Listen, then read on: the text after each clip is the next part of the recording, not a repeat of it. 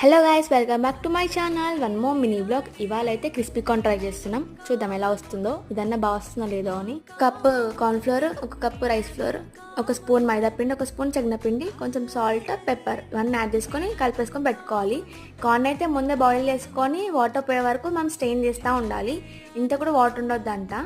ఇక్కడ మేము చేసిన మిస్టేక్, వాటర్ ఉన్నప్పుడు మేము కలిపేసాం పిండిలో. ఇది మేము చేసిన మిస్టేక్. మీరు అలా చేయకండి. కార్న్ అయితే మీరు మార్నింగే బాయిల్ చేసి పెట్టేసుకోండి, మొత్తం డ్రై అయిపోతుంది. మేమైతే ట్రై చేయడం ఫస్ట్ టైం, సో మాకైతే ఇలా అయింది. మీరైతే అలా మిస్టేక్స్ చేయొద్దని చెప్పి మీకు చెప్తున్నాను.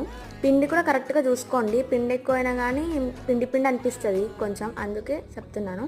ఇంకైతే కలిపేసుకుంటున్నాను. సాల్ట్, చిల్లీ పౌడర్, లెమన్ ఈ 3 ఐటమ్స్ యూజ్ చేశాను నేను.